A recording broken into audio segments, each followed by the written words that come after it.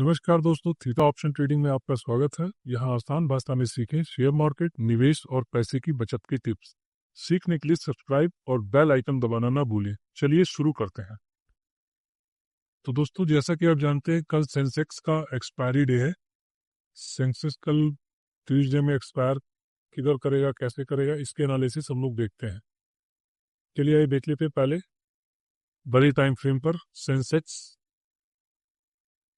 ये बड़ा time frame में लगा देता हूँ। ये आ गया 1 मंथ का, और 1 मंथ में यहाँ मैं 20 डेज का सिंपल मूविंग एवरेज लगा रखा है। मैंने लास्ट वीडियो में भी आपको बताया था, मैं सिंपल मूविंग एवरेज 20 का यूज करता हूँ।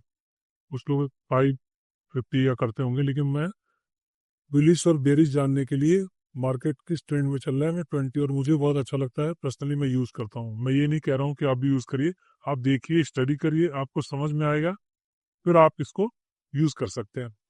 मेरी कोई ये पर्सनल रिकमेंडेशन नहीं है, मैं यूज करता हूँ वो मैं बता रहा हूँ। मेरी स्टडी, मैं अपनी स्टडी के बारे में बताता हूँ। चलिए आगे देखते हैं। देखिए आप देख ही रहे होंगे, सेंसेक्स में ये पूरा 1 मंथ का कैंडल दिख रहा है आपको यहाँ पर। तो 1 मंथ में जो है चार्ट, जो आपको ये देखिए 1 मंथ में ये 71,800, 850 लगभग मान लीजिए, 850 से, और ये 80,250 यहाँ तक लेकर के आए, ये पूरा मंथ का। तो ये पूरा का पूरा कैंडल हमको बुलिश दिखा रहा है। तो यहाँ पर एक इसका कैंडी का बिहेवियर यही दिखा रहा है कि ये देखिए विक्स नीचे ज्यादा है और आपकी उसकी बॉडी ऊपर की ओर क्लोज करिए। इसका मतलब बायर जो है लेकर के इसको ऊपर लेके गए हैं फुल मंथ में। तो अभी तो बायर बाइस दिख रहा हुआ है यहाँ पर। अभी इसको देख लेते थे छोटे टाइम फ्रेम पे। छोटे टाइम फ्रेम पे यानी कि हम लोग वीकली वाले पे देख लेते हैं पहले। वीक का कैंडल आप देखिए, कोई भी कैंडल अभी देखिए 1 2 3 4, इस पूरे अप्रैल में कोई भी कैंडल रेड क्लोज नहीं हुआ है। आप देख लीजिए, यानी कि मार्केट, अब इस वाले को तो नहीं कहूंगा, इस वाले यानी कि अप्रैल का जो फर्स्ट वीक था, यानी उसके बाद जो सेकंड वीक था, वो 20 SMA को ऊपर क्लोज किया था। 20 SMA के ऊपर, इसका मतलब मैं पहले वीडियो में बता चुका हूँ, बार बार बता रहा हूँ। तो मैं तो ये समझता हूँ कि 20 SMA की मार्केट अगर ऊपर है, तो समझ लीजिए, मुझे लगता है कि ये यहाँ से इसने सपोर्ट किया है और ये ऊपर की ओर जाने के लिए तैयार है। और जब ये इसके नीचे करता है, तो मुझे लगता है कि जो है, यानी ये एक तरह से रेजिस्टेंस का काम करता है, अगर ऊपर से मार्केट गिरती हुई जाती है। तो यहाँ एक बात देखिए, ये जो है, इसमें 20 SMA के यहाँ नीचे इसने क्लोज किया, और ये मार्केट नीचे। और फिर यहाँ क्या हुआ, अभी अप्रैल में, फर्स्ट वीक वाले अप्रैल में, अभी ये क्या हुआ कि ये इसके 20 SMA के ऊपर यहाँ उसने क्लोज कर दिया। अब 20 SMA के ऊपर क्लोज किया, और आप देख ही रहे, ये सेकेंड वीक, ये थर्ड वीक, और ये फोर्थ वीक। और थर्ड वीक में थोड़ा सा ये यहाँ पर जो है सेलिंग प्रेशर था, बट अभी 20 SMA के पास नहीं आया था, इसलिए ये ऊपर ही बना हुआ है। इसलिए मैं कहता हूँ कि मैं यूज करता हूँ 20 SMA देखने के लिए, मार्केट का ट्रेंड क्या है, बियरिश या बुलिश मोड में है या नहीं है। ठीक है, अब आगे देखते हैं। तो ये आपको दिखा होगा, ये चारों कैंडल जो है अभी ग्रीन ही क्लोज हुए हैं। चलिए आइए अब देख लेते हैं वनडे का टाइम फ्रेम। वनडे के कैसा दिखा रहा है मार्केट। हाँ, ये देखिए वनडे पे, वही मैंने बताया था आपको, जो थर्ड वीक में थोड़ा सा सेलिंग प्रेशर आया था, वही ये थर्ड वीक के 1 2 3 4 5 डेज दिखा। आज भी ऐसे हुआ। आज जो है, अभी आप देख लीजिए, 20 SMA के ऊपर ही है मार्केट। तो ये ना समझिए कि यहाँ पर जो है कल कल हो सकता है, जो कह रहे हैं कि वही मार्केट अब नीचे आ सकती, अभी नहीं मानूंगा मैं। इसको तभी मानूंगा जब ये 20 SMA के नीचे आकर के कोई कैंडल क्लोज हो जाएगी, 1 डे पर, कम से कम 1 डे पर। और भाई, अगर वीक में हुई तो और नीचे, और मंथ में हुआ तो समझ लीजिए फिर तो मार्केट नीचे। मैं ये मेरी स्टडी है, मैं कोई ये नहीं कह रहा हूँ कि आप इसको मानिए, आप भी स्टडी करिए, देखिए। बस मैं अपनी स्टडी यहाँ पर शेयर कर रहा हूँ, बार बार बता रहा हूँ। कोई बाई सेल रिकमेंडेशन यहाँ नहीं बता रहा हूँ कुछ भी, क्योंकि सेबी की क्लियरली गाइडलाइन है, बाई सेल रिकमेंडेशन। तो आप लोग जानते हैं, 1 आवर के टाइम फ्रेम पे ले जाकर के सपोर्ट रेजिस्टेंस देखते हैं क्या है मार्केट में इस समय। तो ये दिखा रहा है हमको यहाँ पर, ये जो है, तो ये जो है, ये आज का ये लो है, आज का ये लो जो है 79,000, आज का लो 79,350, 79,350 का। तो 79,350 का अगर कल मार्केट इसके नीचे अगर गया, यानी कल का ये लो तोड़ा, तो समझ लीजिए कि हाँ, नीचे नीचे की ओर मार्केट इंटेक्ट करेगा। और ऊपर सपोर्ट हमारा जो है, ऊपर ये वाला मैं बता दूं आपको, ये जो है ऊपर ऊपर सपोर्ट जो आएगा, सॉरी ऊपर रेजिस्टेंस जो आएगा, वो आपका 80,300 का है, यही ये वाला। तो कल की मार्केट में मुझे जहां तक लगता है, अगर ये 80,000, एक मिनट मैं बता दूं, ये जो है एक और, अगर ये है कल मार्केट अगर 80,300 और 80,200 के बीच में कहीं खुलता है कल, और ये मतलब बुलिश होता हुआ और अच्छी बाइंग आते हुए अगर ये 300 को यानी इसको तोड़ा, तो मार्केट ऊपर ही रहेगी, ऊपर ही रह सकती है। मैं ये रहेगी नहीं मैं कह सकता भाई, क्योंकि वो नीचे ऊपर तो कुछ भी हो सकता है। तो ऊपर होने की संभावना है 300 के ऊपर रहा तो।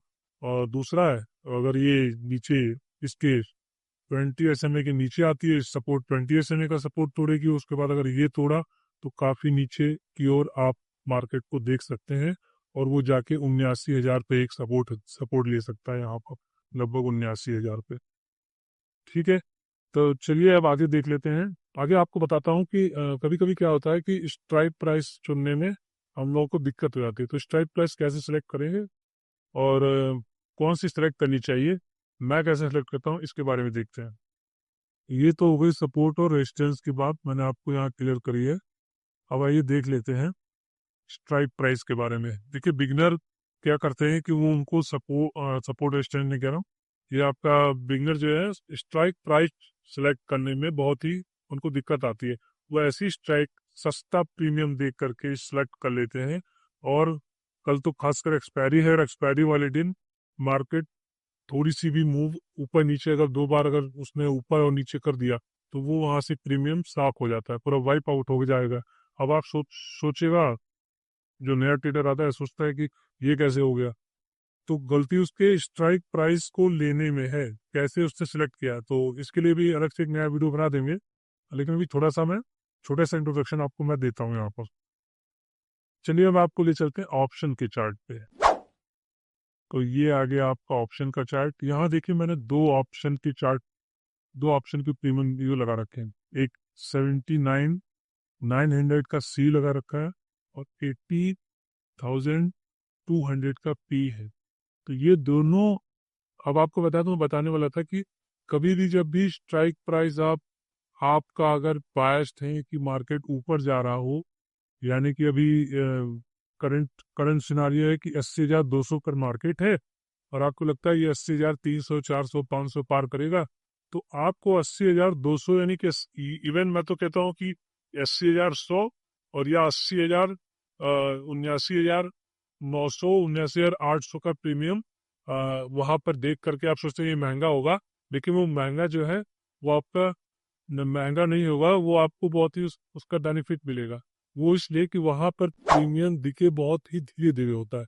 नए नए जो ट्रेडर हैं उनके लिए मैं बता दूं कि जितना आप आईटीएम में रहेंगे वहां पर प्रीमियम बहुत धीरे धीरे गलता, और रादर देन आपका जो अगर आपने ले लिया आउट ऑफ द मनी सस्ता प्रीमियम, सपोज दैट अगर मार्केट 80,200 पर चल रही है, और आपने ले लिया सस्ता, यानी कि 100 रुपए 90 रुपए, यानी सेंसेक्स में इसके प्रीमियम हाई होते हैं। अगर 90 रुपए 80 रुपए का प्रीमियम आपने ले लिया, और वो ले लिया जा करके लगभग ये 80,500 की स्ट्राइक, 80,400 की, या 80,300 की, और मार्केट अगर नए ट्रेडर आकर के यहाँ पर जो है ओटीएम प्राइस सेलेक्ट कर लेते हैं, ओटीएम स्ट्राइक प्राइस सेलेक्ट करने पर क्या होता है कि कल वैसे एक्सपायरी, तो एक्सपायरी की डे पर उनका प्रीमियम जल्दी जल्दी गलने लगता है, और पूरा वाइप आउट हो जाती है उनकी जो है उनका जो है कैपिटल। और फिर देखते हैं कि यहाँ नुकसान हो गया, तो नुकसान होगा ही ना, क्योंकि आपको मालूम ही नहीं है कि हमको कौन सा स्ट्राइक प्राइस सेलेक्ट करना था। मैंने बताया यहाँ पर आईटीएम क्यों सेलेक्ट की जाती है और ओटीएम, ये तो मैंने शॉर्ट में बता दिया। अगर आपको डिटेल वीडियो चाहिए तो आईटीएम, ओटीएम, एटीएम लिख करके कमेंट कर दीजिए, मैं आपके लिए वीडियो ला दूंगा इस पर, डिटेल में लाऊंगा। और ऐसा वीडियो आपको मिलेगा नहीं पहले कहीं, आपने देखा नहीं होगा इस तरह का वीडियो आएगा। आप कमेंट करिए और चैनल को भी सपोर्ट करिए। तो ये तो बताया मैंने कि आपको कौन सा स्ट्राइक प्राइस या कैसी स्ट्राइक प्राइस सेलेक्ट करनी है। तो सेलेक्ट हमेशा जो है, जहां जिधर भी आप का व्यू है, अगर ऊपर मार्केट का व्यू के ऊपर जाएगी तो हमेशा उधर सी की तरफ आईटीएम में रहिए, और अगर नीचे की ओर जो है जाना है, अगर लग रहा है आपका व्यू की नीचे की ओर मार्केट जा सकती है, तो हमेशा आईटीएम में रहिए। अब आप सस्ते के चक्कर में जो है आप ओटीएम चले जाते हैं, ओटीएम वहां वो सेलेक्ट कर लिया और आपका सस्ता जो है पड़ जाता है आपको महंगा, और ऐसे में हो जाती है आपको फिर कहेंगे नुकसान हो गया, और कहेंगे ये बेकार है, ये ट्रेडिंग तो सही नहीं है। तो ट्रेडिंग बेकार होगी ही ना। ऐसे होता है बिना ज्ञान के आप आ जाए और बिना कुछ सीखे समझे ओटीएम पता ना एटीएम पता है आपको, और बस सस्ता देख करके आपने चुन लिया उसको। चलिए अब आप आइए देखते हैं इन दोनों स्ट्राइक प्राइस की चार्ट पे बात कर लेते हैं। तो देखिए कल कल सुबह सुबह अगर मार्केट जो है अगर कोई मेजर सेल ऑफ नहीं आता है और सेंसेक्स 80,200 का रेजिस्टेंस तोड़ के ऊपर बना रहता है और 200-300 के बीच में बना रहता है, और एक घंटा रुकिएगा, 1 घंटे की कैंडल देखिएगा, 1 घंटे की, ये क्या 5 मिनट 7 मिनट आप 10 मिनट की कैंडल, 2 मिनट, इवन लोग तो 1-2 मिनट की कैंडल देख रहे हैं, ये गलत है। तो 1 घंटे की कैंडल देखिए, 1 घंटे की कैंडल का बिहेवियर चेक करिए, फुल किस तरह से आ रहा, बायर उसमें बायस्ड है या सेलर उसमें बायस्ड है। तो उसको देखने के बाद आप देखिए कि अगर कहीं सेल ऑफ मेजर नहीं है और 200 और 300 के बीच में थोड़ा देर सस्टेन करता है और फिर अगर 300 के ऊपर निकलता है, तो समझ जाइए कि ये जो 80,200 का प्रीमियम है ये नीचे जाएगा और ये जो है ये गलेगा, धीरे धीरे ये गलना स्टार्ट होगा। और अब उसके अपोजिट अगर मार्केट में कल ये वाला यानी कि 79,900 के सी के लिए, ये मैं बता देता हूँ आपका दूसरा रिवर्सल है पॉइंट, तो इसका सिग्नल कहाँ मिलेगा।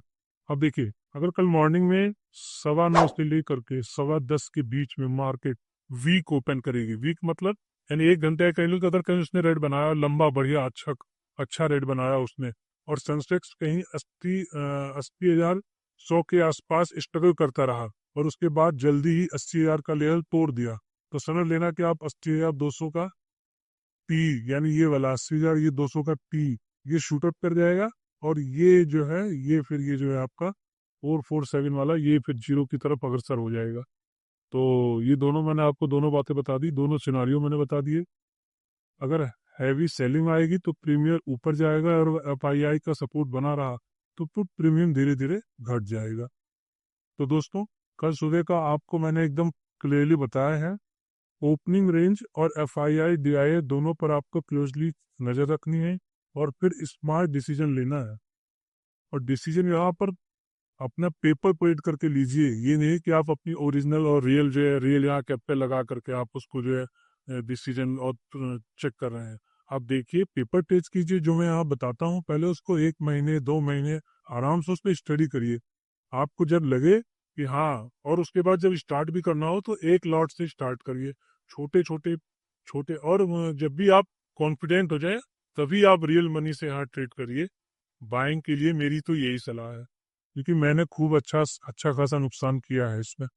बताऊंगा कभी, अपनी एक वीडियो लेके आऊंगा, पूरा अपनी जर्नी मेरी 5 6 7 7 साल की कैसी रही, और कैसे मैंने जो है यहाँ पर इन सब चीज़ों को सीखा। दोस्तों अगर आपको ऐसे और मार्केट के कुछ एनालिसिस और ट्रेडिंग प्लान चाहिए तो चैनल को जरूर सब्सक्राइब करें और बेल आइकन दबाना मत भूलें।